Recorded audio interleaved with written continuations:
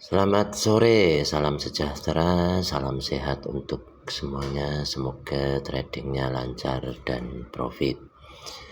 Sebelum menganalisa untuk pairnya BTC, sedikit saran buat teman-teman dan rekan-rekan yang terbiasa dengan overlayer ataupun overload karena entry di time frame kecil dan banyak sering sekali ini membuat tingkat kepanikan berlebih, sehingga ada pun yang entry buy akhirnya locking pada entry sell.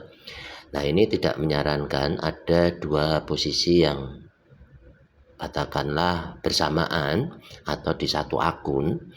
Nah, ini yang akan merusak mental dan psikologi.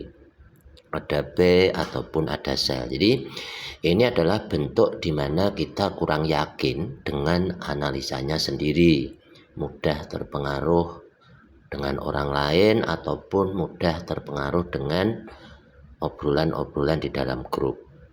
Nah, adapun saran ini mencoba memperbaiki kesalahan ini, mencoba untuk mempelajari yang lebih besar atau time frame besar, sehingga untuk terjadi overlayer ataupun overload ini sangat kecil sekali.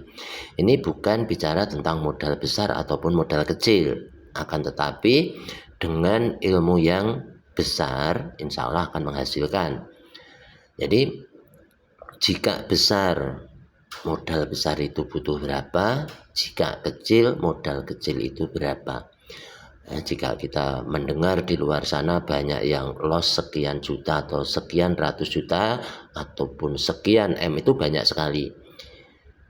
Adapun juga yang profit besar, kemungkinan seperti itu. Akan tetapi yang perlu kita pelajari adalah untuk diri kita sendiri, bagaimana bisnis di sini ini menjadi nyaman dan aman sesuai dengan modal yang kita miliki.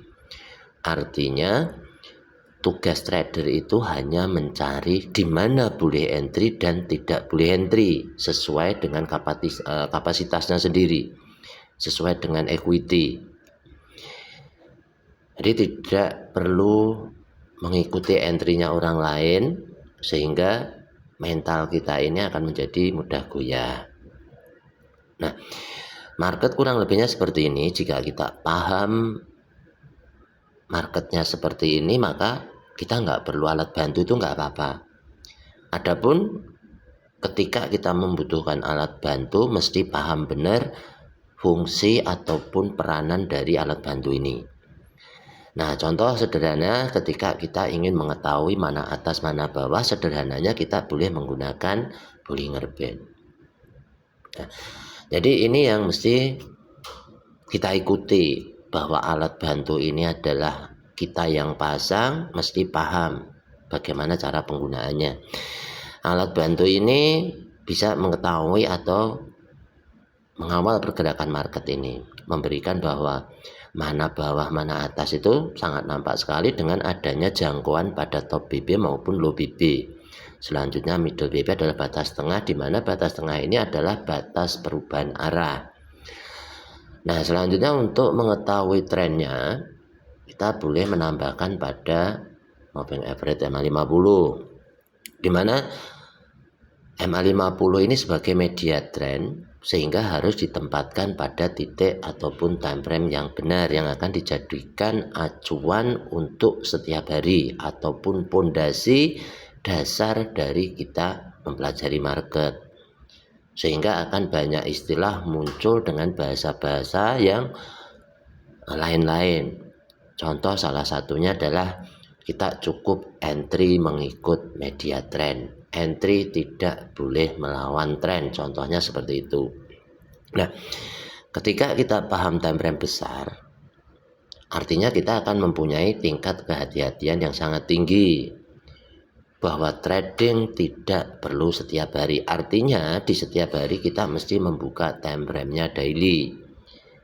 Kita lihat tren di situ kemana, selanjutnya posisi candle ini ada di mana, ataupun keseluruhan dari market ini dalam pembentukan apa. Jadi ini salah satu cara yang paling mudah.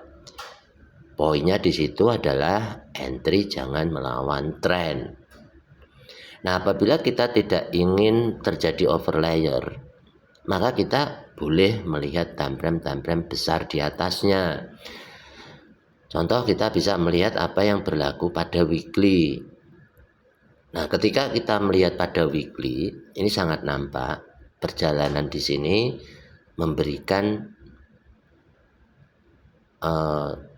gambaran bahwa struktur market kurang lebihnya seperti ini, di mana ada sebutan momentum re-entry ekstrim TP wajib, itu sangat jelas, mana MAB itu juga kelihatan di sini. Sehingga lebih mudahnya adalah ketika kita melihat bahwa zona bawah itu bukan zona untuk entry sell, maka kita tidak boleh melakukan entry sell di situ. Karena dengan alat bantu ini perintahnya kurang lebihnya adalah seperti itu.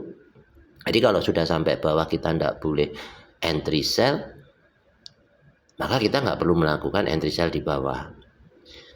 Nah, maka kejadian-kejadian katakanlah overlayer ataupun overlap itu tidak akan terjadi. Nah, selanjutnya pada dasarnya daily di sini, ketika kita melihat arahnya ini, apakah di sini sudah ada arah akan ke atas? Apakah di time frame-nya daily ini sudah ada momentum buy? Jika belum ada, maka kita mesti hati-hati. Yang ada adalah momentum sell. Apabila ada momentum sell yang tidak di re-entry, katakanlah destinasinya adalah top BB, sehingga kita mempunyai tingkat kehati-hatian di situ. Nah, selanjutnya kalau naik akan sampai di mana? Apabila middle BB mampu di breakout. Kalau naik, potensinya akan mencari top BB. Ini adalah poin-poin yang mudah dipelajari, sehingga kita mempelajari mana atas mana bawah itu tidak kesulitan. Nah, ketika kita memindah time frame di mana daily H4 H1 sebagai minimal yang kita follow trennya dari daily H4 H1, sehingga H4 ini untuk entry harian adalah entry katakanlah scalpingan. Kita boleh mengikut media trennya H4. Apabila tren dalam penurunan, maka boleh mencari entry-nya sell terbaik di mana, maka kita wajib menunggu. Intinya low BB bukan tempat untuk entry sell. Nah, ketika kita pindah pada H4, maka semua ini akan terjawab bahwa kita tidak boleh entry di low BB. Apabila market ini bergerak naik, artinya akan mencari top BB. Nah, adapun di sini jika kita melihat H4 di sini, apabila ada momentum yang tidak di re-entry jadi momentum, destinasinya adalah mencari top BB.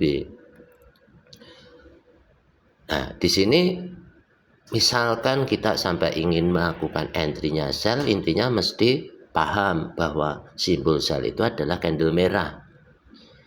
Jadi apabila belum ada candle merah, kita tidak perlu buru-buru. Adapun misalkan nanti lahir satu candle merah, ada reversal, ada retest. Nah, kalau kita entry scalpingan, maka boleh take profit secukupnya sesuai dengan di mana kita entry. Contoh misal entry di M30, apabila sudah sampai pada low BB, kita boleh melakukan take profit. Jadi top BB sampai ke low BB bisa dikatakan adalah 100%. Sehingga di mana kita entry itu, disitulah kita TP. Ya, beda halnya dengan yang time frame besar. Apabila time frame besar mau naik, time frame kecil mau turun. Apabila time frame besar mau turun, time frame kecil akan naik. Nah, ini untuk memahami setup itu berlawanan, di mana besar turun, kecil naik. Jadi tidak sejalan. Disitulah banyak sekali trader yang terjebak. Jadi apabila kita entry di time frame besar ini, maka perbedaannya sangat jauh, sehingga tidak terjadi overlayer ataupun overtrade. Jadi secara analisa bahwa BTC ketika kita melihat time frame besar, di mana di sini juga belum di reversal atau belum dimatikan. Selanjutnya ketika kita melihat di time frame-nya weekly, penurunan boleh dikatakan belum lagi mampu membuat momentum yang baru. Artinya ada potensi, ada reversal, ada retest, maka akan menguji ketinggian pada time frame kecil. Top BB di time frame kecil itulah yang akan diuji. Jadi trading ini nggak perlu buru-buru. Ya, pahami struktur marketnya seperti apa. Apabila mampu close di atas middle BB, artinya akan mencari ketinggian pada time frame tersebut. Jangkauan yang dituju adalah top BB. Nah, kurang lebihnya seperti itu. Semoga ini bermanfaat buat teman-teman dan rekan-rekan. Terima kasih. Akhirus salam. Wassalamualaikum warahmatullahi wabarakatuh.